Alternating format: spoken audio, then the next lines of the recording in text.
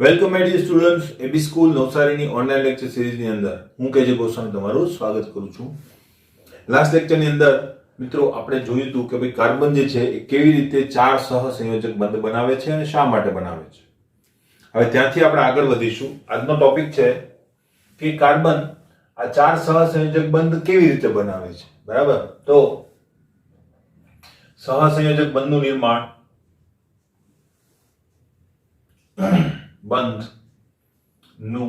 નિર્માણ બરાબર અને તેની સંખ્યા અને સંકરણ આ બધી વસ્તુ આ ટોપિકની અંદર આપણે સમજીશું. બરાબર, એ સમજવાની છે, લખવાની વાત નથી, કારણ કે આ બધા ટોપિક જે છે ઓલરેડી તમે સમજી ગયા છો કેમિકલ બોન્ડિંગની અંદર. બરાબર, એટલે અલ્ટિમેટલી તમારી પાસે આ ઘણું બધું મટીરીયલ તો ઓલરેડી છે જ.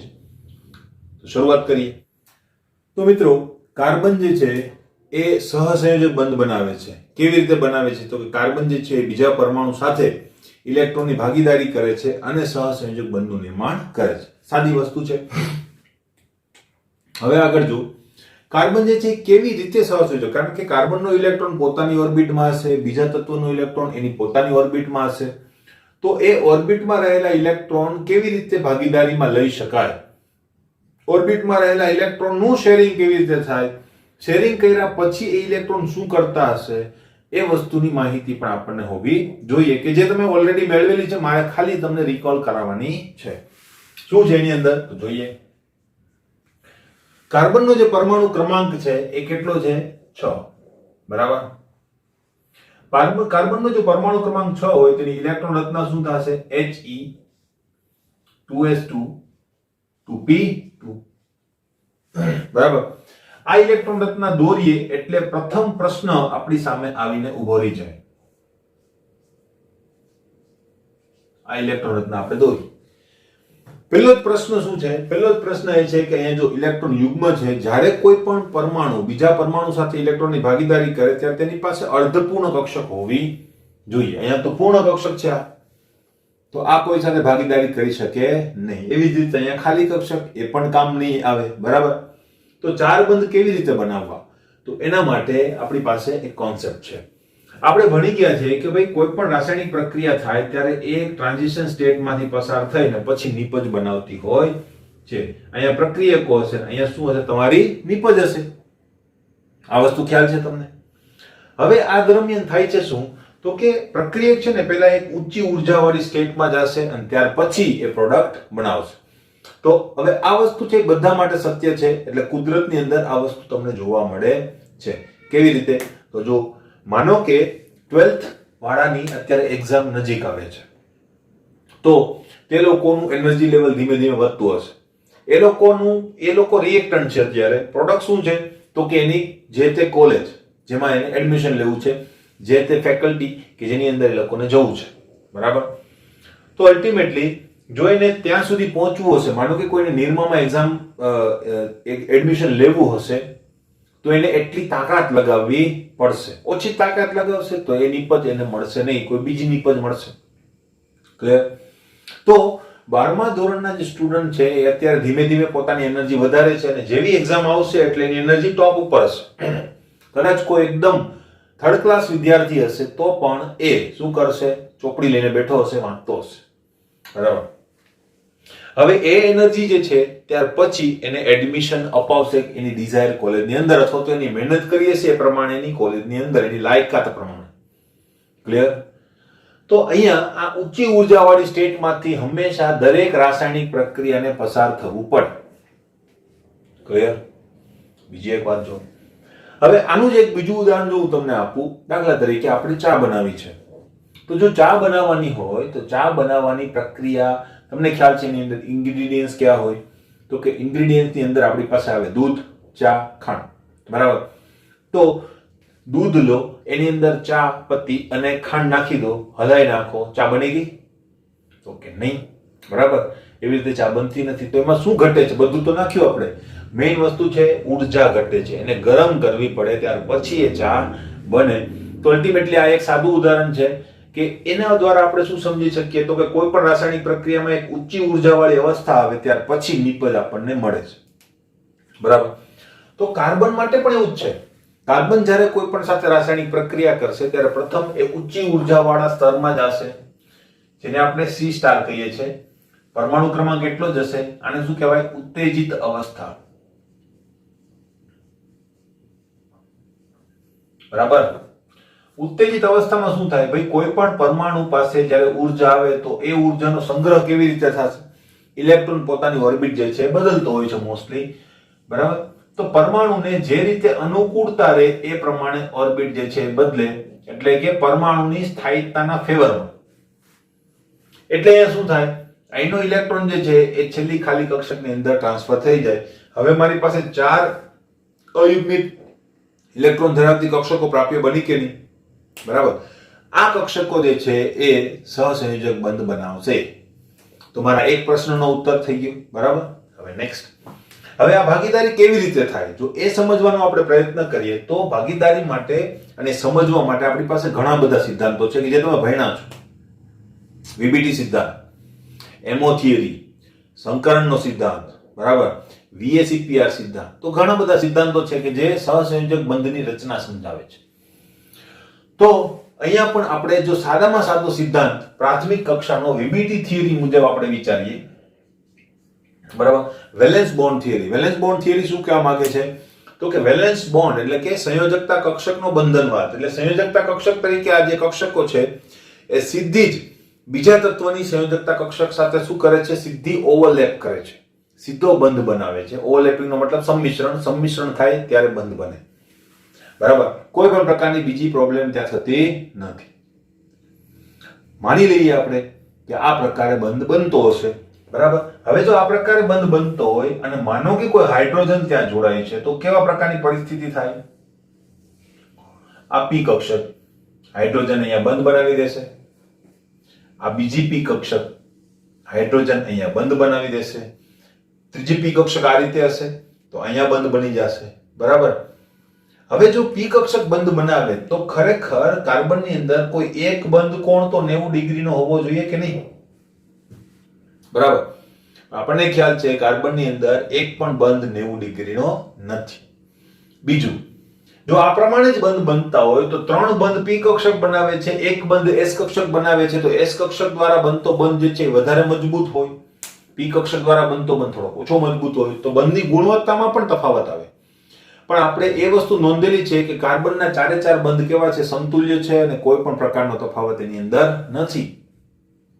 બરાબર. તો આ વસ્તુ VBT થિયરી સમજાવી શકતી નથી. એટલે એની અંદર અપગ્રેડેશન આપણે કર્યું, એટલે કે અલ્ટિમેટલી એની અંદર આપણે સુધારો કર્યો અને આપણી પાસે આવ્યો સંકરણનો સિદ્ધાંત. સંકરણનો સિદ્ધાંત શું કહેવા માંગે છે એની વાત જો આપણે કરીએ, બરાબર, તો VBT થિયરી થી કંઈક અલગ વિચાર હતો એની અંદર. એની અંદર એવું વિચારવામાં આવે છે કે કક્ષકો જે છે ને સીધી સંયોજાઈ જતી નથી. 4 કક્ષકો હશે તો 4 કક્ષકો સીધી નહીં સંયોજાય. જ્યારે ઊંચી શક્તિવાળી અવસ્થામાં આવશે ત્યારે એનું સંમિશ્રણ થઈ જશે. કક્ષકો સંમિશ્રણ થઈ જશે, પોતાનું સ્વતંત્ર અસ્તિત્વ ગુમાવી દેશે અને ત્યાર પછી આ નવી કક્ષકો ઉત્પન્ન થશે. હવે એ જે નવી કક્ષકો હશે એ બધી એક સરખી હશે. કેવી હશે આ નવી કક્ષકો? તો કે સમાન આકાર, સમાન કદ અને સમાન ઉર્જા ધરાવતી આ કક્ષકો હશે. અને આ 4 કક્ષકો બંધ બનાવે છે. આ 4 કક્ષકો ઇલેક્ટ્રોનની ભાગીદારી કરે છે. માટે બંધની ગુણવત્તા પણ સમાન અને બધા જે બંધ કોણ છે એ પણ કેવા હશે? સમાન હશે. માટે તમે આ બંધ જે છે સમજાવી શકો હાઇબ્રિડાઇઝેશન દ્વારા. અને કાર્બનિક સંયોજનો એટલા બધા સારા છે અને એટલા બધા એમ કહેવાય કે નિયમોને અનુકૂળ છે કે કાર્બનિક સંયોજનોના દરેક સંયોજનને હાઇબ્રિડાઇઝેશનના સિદ્ધાંત વડે આપણે સમજાવી શકીશું. કોઈ દિક્કત થશે નહીં. આપણે બીજી કોઈ થિયરીની મોસ્ટલી જરૂર પડવાની નથી. ક્લિયર?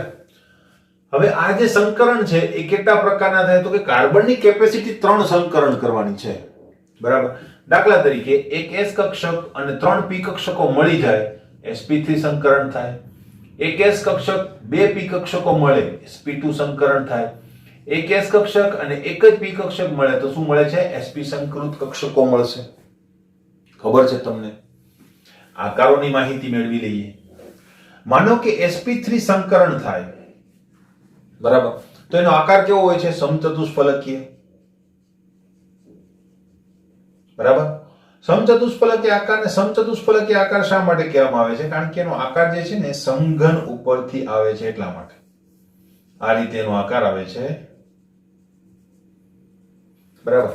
માનો કે આ કાર્બન સમઘનની મધ્યમાં હોય તો એક અહીંયા બંધ બનાવેલો હશે, એક અહીંયા બંધ બનાવેલો હશે, બરાબર. એની સામેના ખૂણાની અંદર પેલી બાજુ બીજો જે છે એ બંધ અહીંયા બનશે, તો એ બીજો બંધ ક્યાં બનશે? અહીંયા બનશે. એટલે કે આ એક કક્ષક આ જગ્યા છે. ક્લિયર? આ ટાઈપનો બંધ હોય છે જેને આપણે શું કહીએ છીએ? સમચતુષ્ફલકીય બંધારણ. ક્લિયર?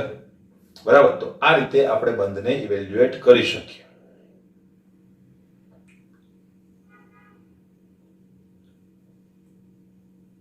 Okay, clear?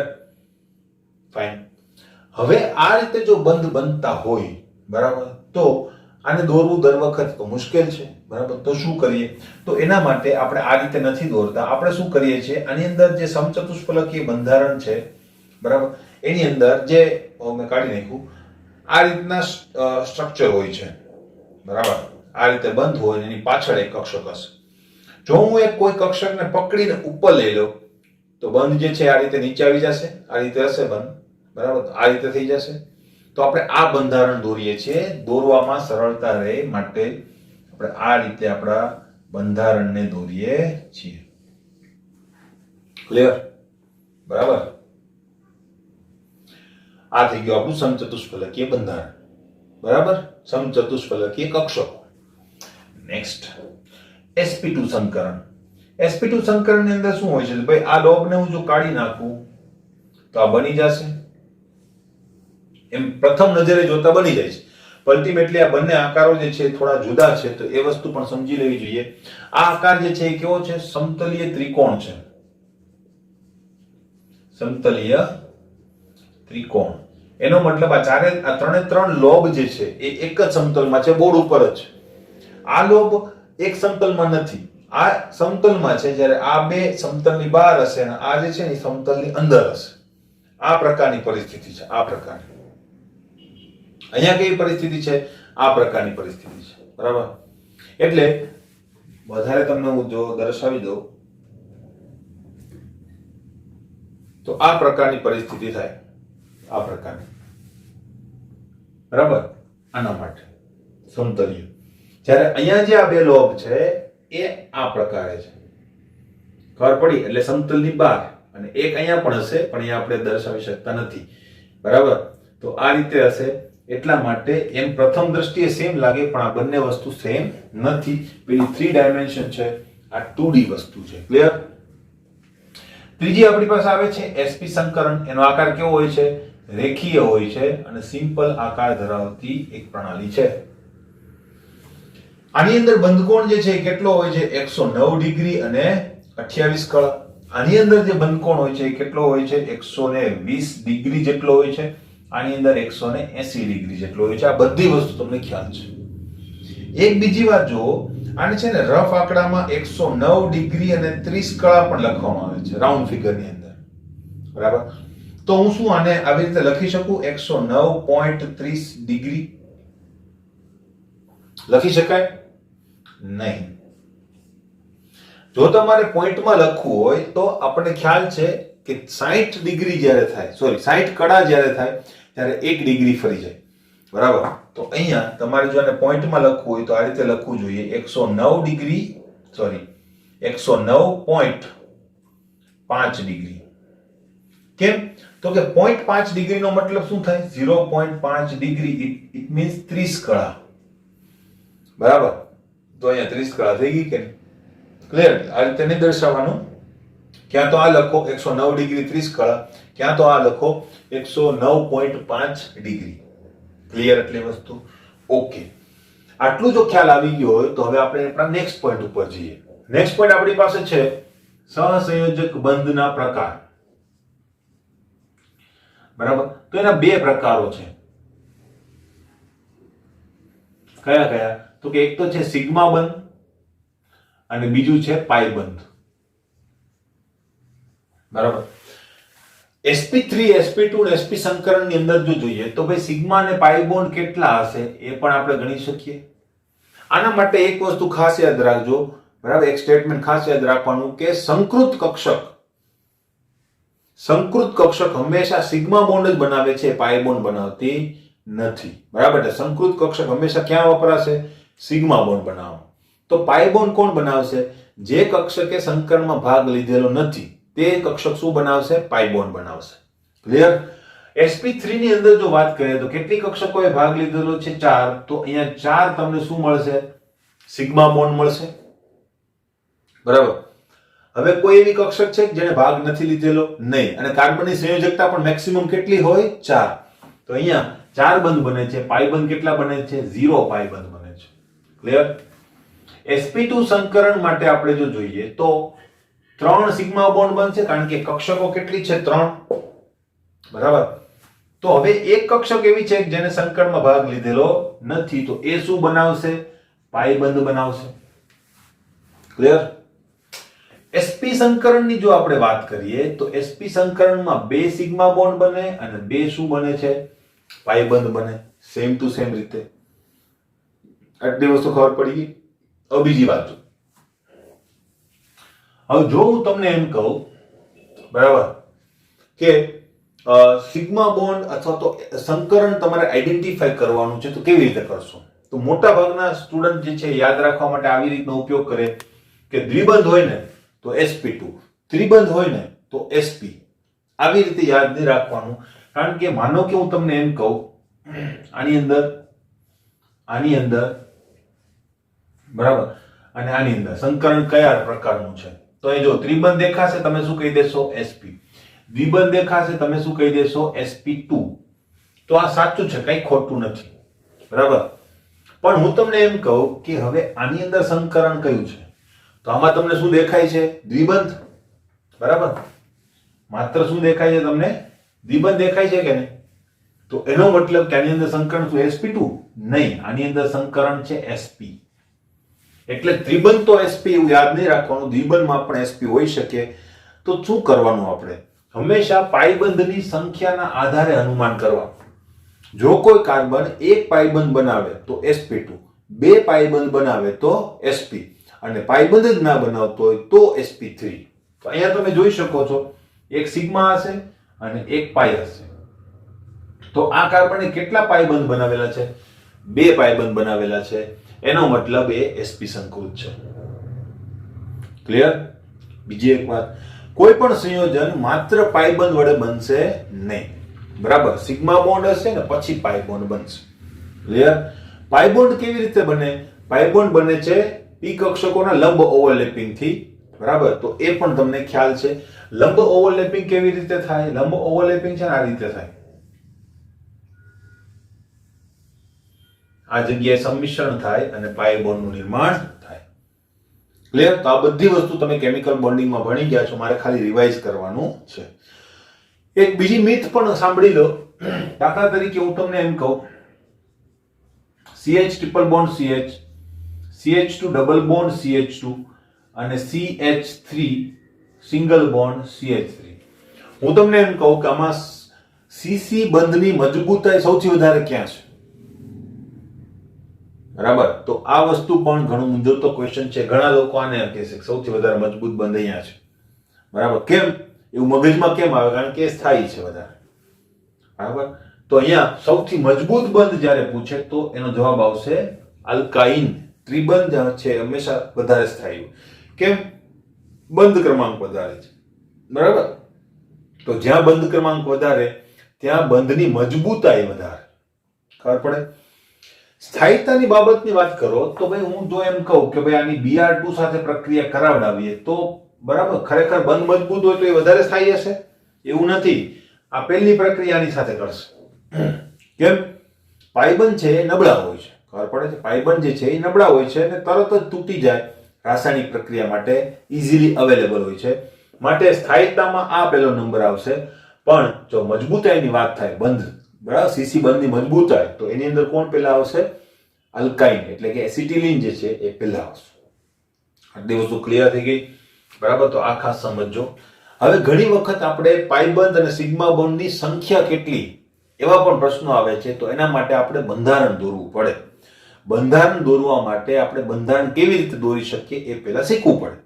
તો હવે એના ઉપર આપણે ચેક કરીએ કે બંધારણ કેવી રીતે આપણે દોરી શકીએ. બરાબર, તો જોઈએ મિત્રો.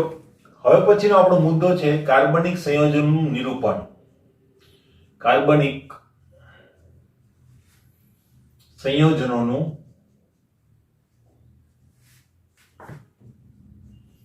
નિરૂપણ.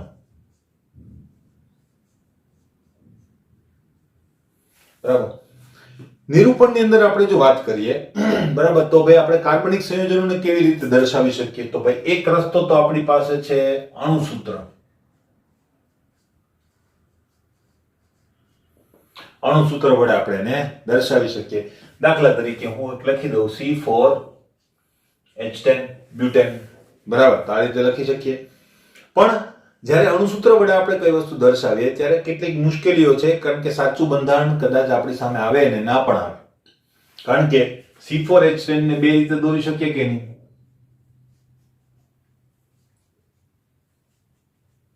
આ પણ C4H10 છે, અને જો હું આ રીતે દોરું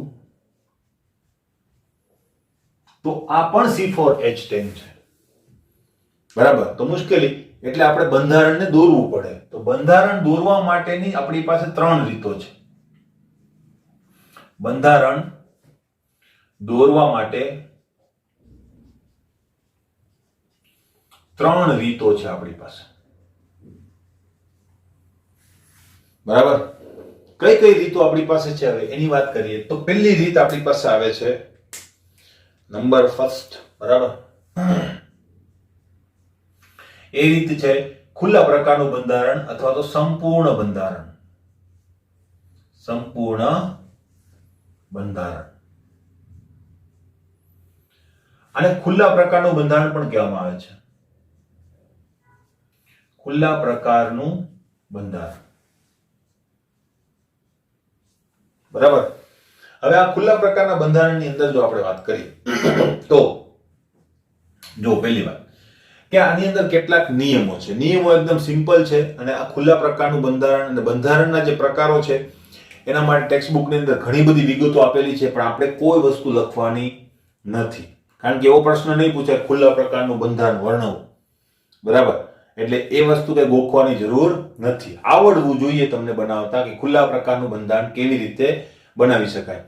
આજના લેક્ચરમાં જે વસ્તુ ચાલશે એની હું PDF મોકલીશ નહીં, તો તમારે બોર્ડ ઉપરથી ડાયરેક્ટ આ જે હું લખાવું છું ને મુદ્દાઓ એ તમારે લખી લેવાના, જેથી કરીને તમને આવડી જશે. બરાબર, કારણ કે તમારે એ વસ્તુ થિયોરેટિકલી લખવાની નથી, એ વસ્તુ કન્વર્ટ કરતા આવડવી જોઈએ. બરાબર, તો જોઈએ ખુલ્લા પ્રકારના બંધારણની અંદર જો આપણે વાત કરીએ તો કેટલાક નિયમો છે. હવે નિયમોમાં શું છે? પહેલી વાત કે જો મારી પાસે કોઈ કમ્પાઉન્ડ હોય તો એનું બંધારણ જે છે એની અંદર દરેક બંધને મારે દર્શાવવા પડશે. બરાબર, તો તેમાં દરેક બંધ દર્શાવવામાં આવે છે. ક્લિયર? બીજો મુદ્દો, જો એકલ બંધ હોય તો એને એક લીટી વડે દર્શાવાય છે. બરાબર, દ્વિબંધ હોય તો એને 2 લીટી વડે દર્શાવવામાં આવે છે, અને જો મારી પાસે ત્રિબંધ હોય તો એને 3 લીટી વડે દર્શાવવામાં આવે છે. ક્લિયર? તો એક સિમ્પલ વસ્તુ હતી જે આપણે કમ્પ્લીટ કરી. બસ આટલી વસ્તુ કરો એટલે તમે દોરી શકો. દાખલા તરીકે માનો કે હું C4H10 માટે જ લઉં. હવે એને હું નામ આપી દઉં છું N બ્યુટેન. N નો મતલબ થાય છે નોર્મલ. નોર્મલ જ્યારે હું લખું ને ત્યારે આ એક જ બંધારણ છે હું કહી શકું. આ બંધારણ એમાં આવતું નથી, અને આઈસો કહેવાય. બરાબર, નોર્મલ આઈસો નિયમ શું છે નામકરણની અંદર આપણે સમજીશું. તો અલ્ટિમેટલી માનો કે હું આ રીતે બંધારણ લખું તો આનું બંધારણ હું જો દોરવા જાઉં સાદી રીતે, બરાબર, તો આ રીતે દોરી શકું કે નહીં? કે જે મેં સામે દોરેલું જ છે. આ ખુલ્લા પ્રકારનું બંધારણ નથી, તો ખુલ્લા પ્રકારના બંધારણમાં એનું કન્વર્ઝેશન કરીએ તો આપણે પહેલા બધા જ કાર્બન લખવા જોઈએ, બરાબર. ત્યાર પછી એની ઉપર 3 હાઇડ્રોજન છે, વચ્ચેના કાર્બન ઉપર 2 હાઇડ્રોજન છે, તો એ દર્શાવી દેવાના. તો આવું બંધારણ જો તમે દોરો તો આને કહેવાય ખુલ્લા પ્રકારનું બંધારણ. ક્લિયર? આ થઈ ગયું આપણું ખુલ્લા પ્રકારનું બંધારણ. છે પ્રશ્ન? નહીં. હવે કેટલુંક એડવાન્સ લઈએ. દાખલા તરીકે દ્વિબંધ વાળું એક સ્ટ્રક્ચર લઈ લો. હું જાય ડાયરેક્ટ સ્ટ્રક્ચર જ દોરું. દાખલા તરીકે હું આ રીતે દોરું, CH ડબલ બોન્ડ CH2. તો આનું ખુલ્લા પ્રકારનું બંધારણ કેવી રીતે દોરીશ? તો CH3 છે, H H H, બરાબર. પછી C ડબલ બોન્ડ C.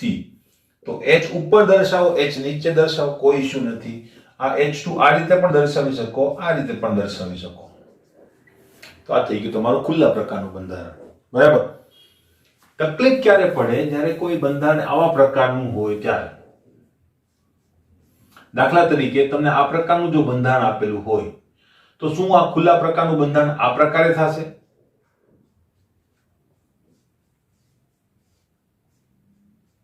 આવું ખોટું, બરાબર. તો અહીંયા તમને COOH નું બંધારણ ખબર હોવી જોઈએ કે COOH જે છે એ કેવા પ્રકારનું બંધારણ ધરાવે છે. તો કે COOH આ પ્રકારનું બંધારણ છે. ત્યારે તમે આ વસ્તુ દોરી શકો કે બંધારણ ખરેખર આ પ્રકારે છે. ક્લિયર? હવે આ વસ્તુ જે છે એ તમને ક્યારે ફાવશે? તો કે આપણે ક્રિયાશીલ સમૂહનો જ્યારે પોઈન્ટ લઈશું ત્યારે હું બધા જ ક્રિયાશીલ સમૂહો એના નામ અને એના બંધારણ સાથે હું લખી દઈશ, બરાબર. તો ત્યારે તમને બધા જ ક્રિયાશીલ સમૂહોના બંધારણો આવડી જશે. એટલે આવા પ્રશ્નો તમારે પછી રહેશે નહીં. ક્લિયર? બીજા કેટલાક ઉદાહરણ જો હું તમને કહું, માનો કે હું આ ટાઈપે બંધારણ દોરું અને આવા બંધારણો હશે, બરાબર, કે જેને તમારે સાદા સ્ટ્રક્ચરમાં કન્વર્ટ કરવા પડશે. સોરી, બરાબર. દાખલા તરીકે હું આવું બંધારણ દોરું,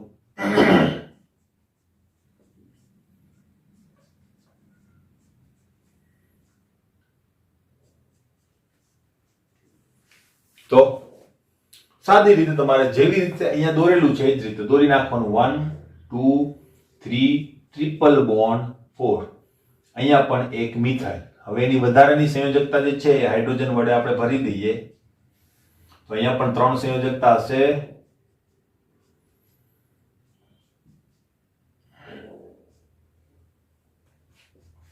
આ થઈ ગયું બંધારણ, બરાબર. આને કહેવાય ખુલ્લા પ્રકારનું બંધારણ. નેક્સ્ટ હવે આપણે જોઈએ કયું? સંઘનિત બંધારણ. ક્લિયર? આમાં કઈ પ્રોબ્લેમ નહીં હોય. હવે સંઘનિત બંધારણ ઉપર જઈએ. જોઈએ મિત્રો, નંબર 2 છે આપણી પાસે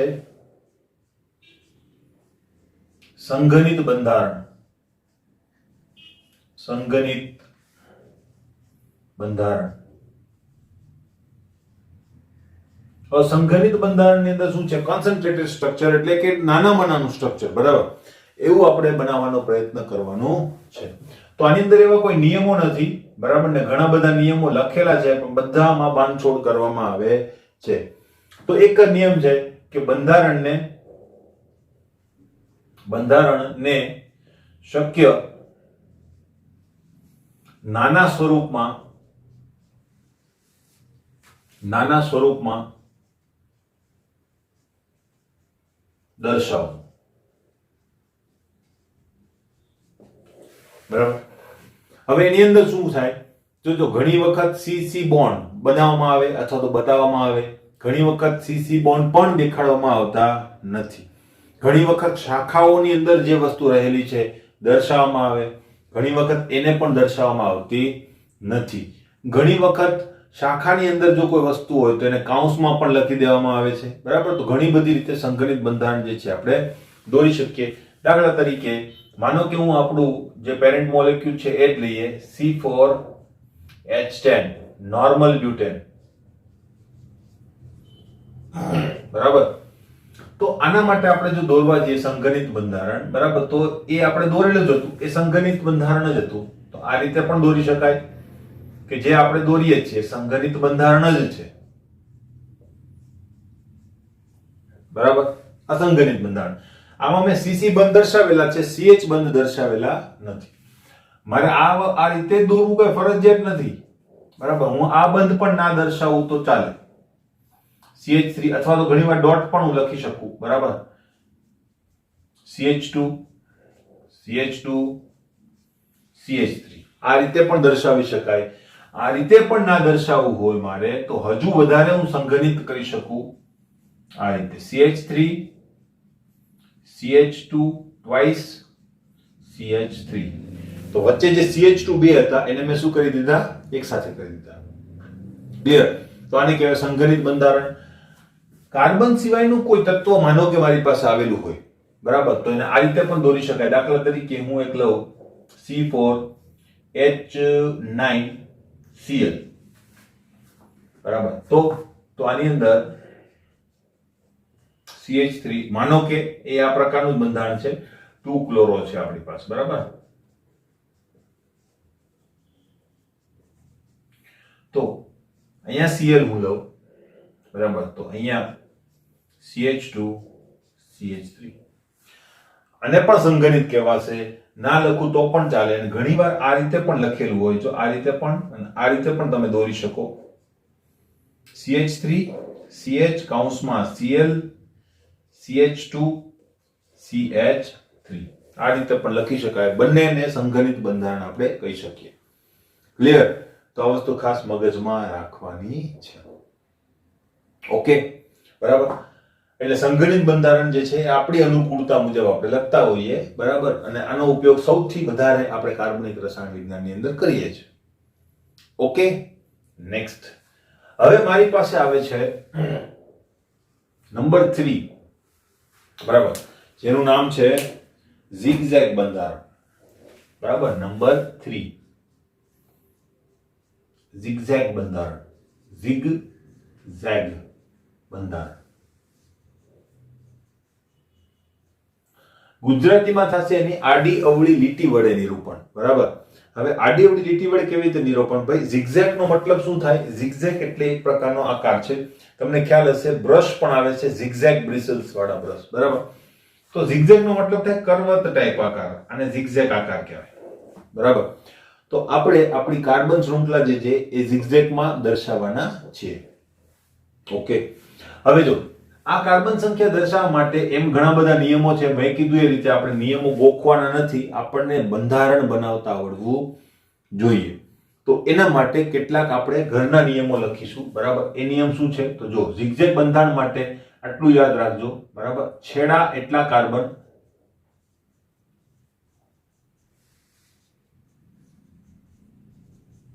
અને ખૂણા તેટલા કાર્બન.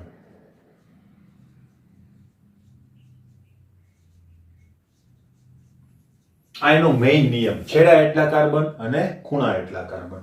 ક્લિયર? હમણાં એનું ઉદાહરણ દઈએ ત્યારે વધારે ખ્યાલ આવશે. બીજી વાત, કાર્બન અને હાઇડ્રોજન દર્શાવાતા નથી.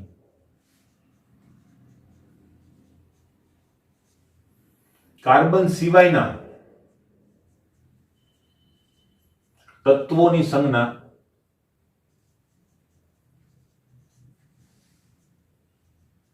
લખાય છે. કાર્બન અને હાઇડ્રોજન હોય તો એને દર્શાવવાના નથી હોતા, પણ કાર્બન સિવાયનું કોઈ તત્વ હોય તો એ તત્વની સંજ્ઞા ત્યાં લખવામાં આવે છે. હવે એ જો કોઈ હિટ્રોએટમ હોય, હિટ્રોએટમનો મતલબ કાર્બન હાઇડ્રોજન સિવાય, તો તેની સાથે જોડાયેલું કોઈ હાઇડ્રોજન હોય તો એને પાછું આપણે દર્શાવવું પડે. ઉદાહરણ લઈશું ત્યારે વધારે ખ્યાલ આવશે, બરાબર. બીજી વાત, કાર્બનની બાકી સંયોજકતા હાઇડ્રોજન વડે સંતોષાયેલી છે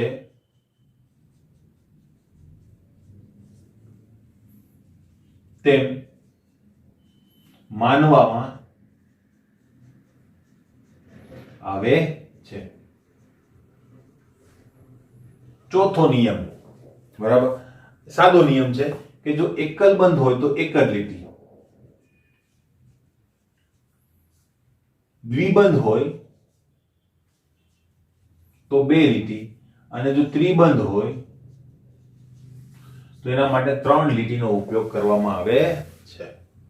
ક્લિયર? તો આ નિયમો તમે જો બરાબર યાદ રાખશો તમે દોરી શકશો. કેવી રીતે તો જોઈએ.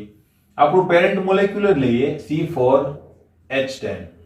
તો આનું સ્ટ્રક્ચર હમણાં જ આપણે બનાવ્યું, બરાબર. CH3, CH2, CH2 અને CH3, બરાબર. તો ખૂણા એટલા કાર્બન અને છેડા એટલા કાર્બન. તો હવે પહેલા એ સમજી લઈએ. માનો કે હું આ રીતે બનાવું, બરાબર. તો આની અંદર કેટલા છેડા છે?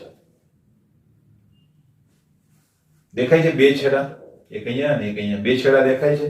દોરીને કેટલા છેડા આવે? બે છેડા આવે, બરાબર. તો બે છેડા દેખાય છે તમને. એનો મતલબ છેડા એટલા કાર્બન. તો અહીંયા તમારે શું કલ્પના કરવાની કે અહીંયા કાર્બન છે, બે કાર્બન છે, બે છેડા, બે કાર્બન. માનો કે હું આ રીતે દોરું તો અહીંયા તમને એક ખૂણો દેખાય છે, બે છેડા દેખાય છે.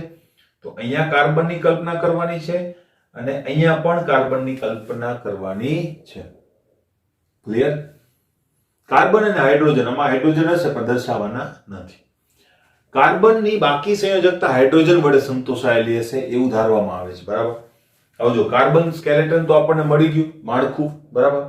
હવે જો આ કાર્બનને માટે વિચારીએ તો આની કેટલી સંયોજકતા ભરાઈ ગયેલી છે? બે. કેટલી બાકી છે? બે. તો એવું ધારવાનું કે બે સંયોજકતા કોના વડે ભરાયેલી હશે? હાઇડ્રોજન વડે.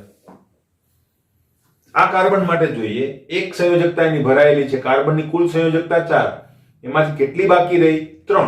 તો એમાં 3 હાઇડ્રોજન હશે. આની અંદર પણ 3 હાઇડ્રોજન હશે. ક્લિયર? અહીંયા એક સંયોજકતા ભરાઈ ગઈ, 3 હાઇડ્રોજન હશે. અહીંયા 3 હાઇડ્રોજન હશે. ખબર પડી? તો આ રીતે આપણે એને બનાવી શકીએ. ઝિગઝેગ બનાવવાનું, બરાબર. હવે એને દોરવું કેવી રીતે? તો દોરવામાં શું છે? જેટલા કાર્બન એટલા ઝિગઝેગ તમારે બનાવવા પડે, બરાબર. હવે અહીંયા ખાસ ધ્યાન રાખજો, એક ભૂલ કરશો. શું ભૂલ કરશો ખબર? દાખલા તરીકે 4 કાર્બન છે, તમે ઝિગઝેગ દોરવા માંડો, બરાબર. તો જોજો 1 2 3 4, તો 5 કાર્બન બનાવી દીધા હશે, બરાબર. તો જો 1 2 3 4 ને 5. આ વસ્તુ ધ્યાનમાં રાખવાની કે તમે જ્યારે પેન મૂકો એટલે એક કાર્બન ત્યાં આવી જાય, બરાબર. એટલે આને દોરવા માટે હું શું કરીશ? આ 1 2 3 4 પૂરું બંધારણ બની ગયું. આવું કઈ લખવાની જરૂર નથી, બરાબર છે એવું આપણે ધારવાનું. ક્લિયર? બરાબર. આ શું કર્યું આપણે? સંઘનિત બંધારણમાંથી ઝિગઝેગ બંધારણ બનાવ્યું. હવે ઊંધું કરીએ આપણે, બરાબર. ફરીથી માનો કે હું આ ટાઈપનું તમને સ્ટ્રક્ચર આપું, CH3 C CH3 CH3 CH2 CH double bond CH2. તો તમારે પહેલા લાંબી શૃંખલા જોઈ લેવાની. 1 2 3 4 5, 5 કાર્બન છે તો હું 5 કાર્બન દોરી નાખીશ. આ 1 2 3 4 5 થઈ ગયા. ઓકે. છેલ્લા કાર્બન ઉપર દ્વિબંધ, તો આ છેલ્લા કાર્બન ઉપર મેં દ્વિબંધ મૂકી દીધો અને બીજા કાર્બન ઉપર 2 મિથાઇલ. હવે 2 મિથાઇલને આમ દર્શાવવાના જરૂરી નથી, તમે આ રીતે પણ દર્શાવી શકો. થઈ ગયા 2 છેડા એટલે 2 કાર્બન અને એક શું હશે છેડાની અંદર? CH3. ક્લિયર? તો આ રીતે આપણે બનાવી શકીએ. બીજા કેટલાક ઉદાહરણ જો આપણે જોઈએ,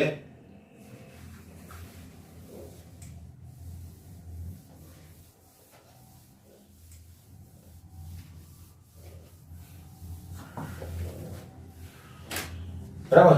હવે માનો કે હું તમને એમ કહું કે મારે આ વસ્તુ બનાવવી છે, બરાબર. એમ કહું કે આ ઝિગઝેગ બંધારણને સંઘનિત બંધારણમાં ટ્રાન્સફોર્મ કરો. તો શું કરવાનું?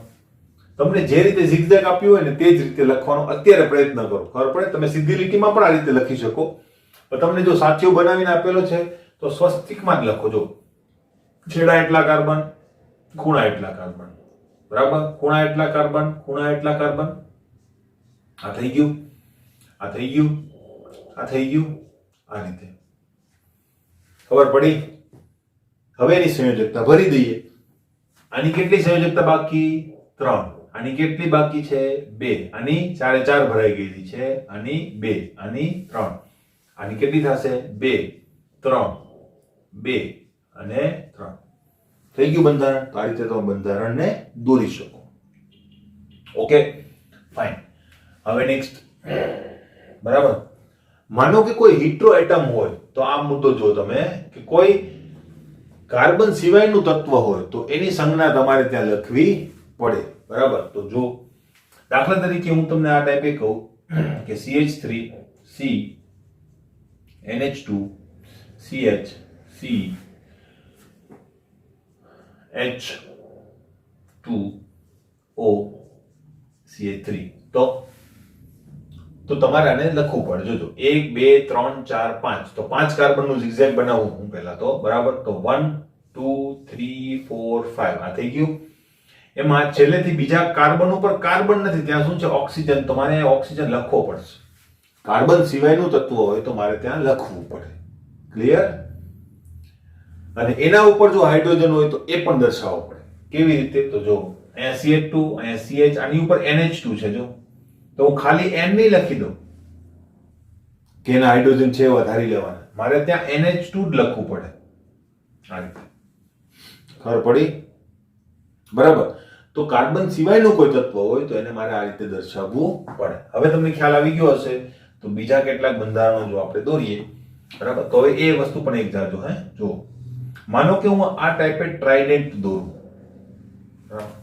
તો આ લીટી ગમે એટલી લાંબી કરું કઈ ફરક પડશે નહીં. બરાબર. ગમે એટલી લીટી લાંબી કરો એક જ કાર્બન રહેશે. તમે આટલી લીટી રાખો કે આટલી લીટી રાખો કઈ ફરક પડતો નથી, એક જ કાર્બન રહેશે. પરંતુ જો હું વચ્ચે આ ટાઈપ ત્રિબંધ કરી નાખું અથવા દ્વિબંધ કરી નાખું તો લીટી સીધી હોવા છતાં અહીંયા બે કાર્બન હાજર થાય. ખબર પડી? તો આ વસ્તુ ખાસ ધ્યાનમાં રાખજો. બરાબર. અને બીજી રીતે મારે કાર્બન હાજર કરવા હોય તો હું આમ કરી નાખું એટલે સીધા 3 કાર્બન હાજર થઈ જાય. એક કાર્બન અહીંયા, એક કાર્બન અહીંયા અને એક કાર્બન અહીંયા. બરાબર. તો આ રીતે પણ કાર્બનને હાજર કરી શકાય. ખાસ આ યાદ રાખજો કે સીધી લીટીમાં વચ્ચે કાર્બન જો દર્શાવવો હોય તો આ રીતે આપણે દર્શાવી શકીએ. દ્વિબંધ હોવો જોઈએ. બરાબર. એમને દર્શાવી શકાતો નથી. મારે એમ જ જો દર્શાવવો હોય તો હું શું કરી શકું? વચ્ચે આવી રીતે લાઈન હોય તો વચ્ચેથી હું આ ટાઈપે ડિસ્ટોર્શન કરી દઉં. તો અહીંયા 1 2 3 ને 4 કાર્બન મેં વચ્ચે હાજર કરી દીધા. ખબર પડી? આ રીતે તમે કરી શકો. માનો કે મારે આનું બંધારણ દોરવું છે તો મેં કીધું એમ કે જ્યારે આપણે zigzag નિરૂપણમાંથી જો બંધારણ દોરતા હોઈએ, બરાબર, ત્યારે જેવું સ્ટ્રક્ચર છે ને એવું જ બનાવવાનો પ્રયત્ન કરો જેથી કરીને કોઈ કાર્બન ભૂલાય ના જાય. બરાબર. દાખલા તરીકે ટ્રાઇડેન્ટ છે તો હું ટ્રાઇડેન્ટના સ્વરૂપની અંદર જ બનાવીશ આ રીતે.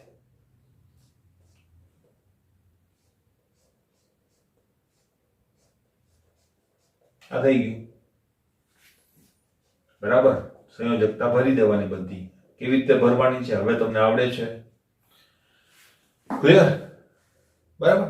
આ સ્ટ્રક્ચરને તમે સીધી રીતે પણ દર્શાવી શકો. એવું કઈ નથી 1 2 3 4 5. તો જો 1 2 3 4 5. બરાબર. અને છેલ્લેથી બીજા કાર્બન ઉપર ત્રિબંધ છે તો અહીંયા ત્રિબંધ મૂકી દીધો. 1 2 3 અને ચોથા કાર્બન ઉપર 2 ઇથાઇલ છે તો 1 2 3 અને ચોથા કાર્બન ઉપર 2 ઇથાઇલ છે. અહીંયા પણ ભરી દો તો પણ ચાલે. બરાબર. આ બંને સ્ટ્રક્ચર સેમ છે. હાઇડ્રોજન ભરવાના રહેશે આની અંદર. ક્લિયર? તો આવી રીતે તમે zigzag નિરૂપણ પણ કરી શકો. ખાસ કરીને જે એરોમેટિક સંયોજનો છે, દાખલા તરીકે બેન્ઝીનનું નામ તમને ખબર હશે. બેન્ઝીનને કોઈ દિવસ આપણે કાર્બન હાઇડ્રોજન લખીને દર્શાવતા નથી. આ જ રીતે આપણે દર્શાવીએ છીએ. કેમ? zigzag નિરૂપણ છે. ખબર પડી? અહીંયા આપણે ધારી લેવાનું કે એક હાઇડ્રોજન છે કારણ કે જો કાર્બનની સંયોજકતા કેટલી સંતોષાયેલી છે 1 2 અને 3.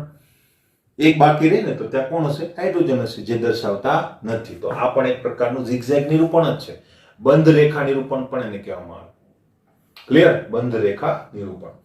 ક્લિયર? કેટલાક હું તમને હોમવર્કમાં આપું છું જે તમે જાતે કરવાનો પ્રયત્ન કરજો. અને આજે જેટલા ઉદાહરણ કરાવ્યા મેં તમને એ બધા છે ને જાતે બોર્ડ ઉપરથી જોઈ અને જેટલું લખાણ મેં લખાવેલું છે આ બધી વસ્તુ એ નોંધ બરાબર લખી નાખવાની છે જેથી કરીને તમને આગળ ઉપર ખબર પડે કે આ વસ્તુ કેવી રીતે થઈ શકે. બરાબર? જોઈએ. બરાબર. આ હોમવર્ક. દાખલા તરીકે હું સ્વસ્તિક જ બનાવું છું. બરાબર. પણ સ્વસ્તિકની અંદર હું કંઈક ઉમેરું છું. આ રીતે. આ થઈ ગયું. કરવાનું જાતે. બીજું હું એક ઘર બનાવી આપું તમને. બરાબર.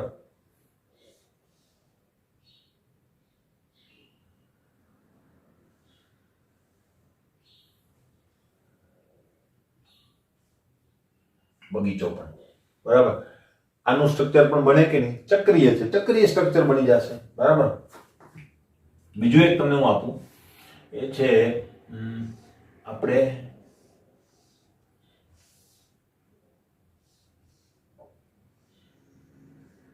મંદિર. બરાબર. આનું સ્ટ્રક્ચર એક દોરવાનું પ્રેક્ટિસ માટે છે આ બધી વસ્તુ, હે ને? પછી માનો કે આપણે એક બીજું સ્ટ્રક્ચર હવે દોરીએ.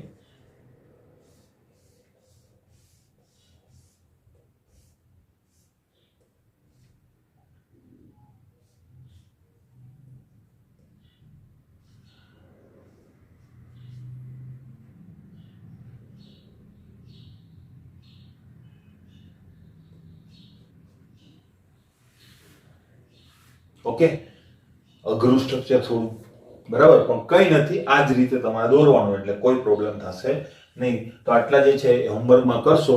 આને શેમાં ફેરવવાનું કહેવાય? સંઘનિત બંધારણની અંદર. ક્લિયર? તમને ખુલ્લા પ્રકારના બંધારણમાં પણ ફેરવવાનું કહી શકે, પણ આટલા મોટા સ્ટ્રક્ચરની અંદર તમને આપે નહીં. તો સંઘનિત તમને આવડે તો ખુલ્લા પ્રકારનું બંધારણ દોરવામાં કોઈ મુશ્કેલી પડે નહીં. ક્લિયર?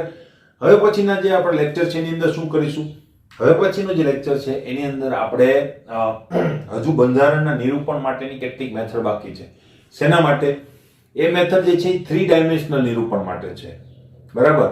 અને એના કેટલાક મોડેલની જાણકારી આપણે મેળવીશું. ત્યાર પછી આપણે બંધારણનું કામકાજ કમ્પ્લીટ કરીશું. ક્લિયર? મળીએ નેક્સ્ટ લેક્ચરની અંદર.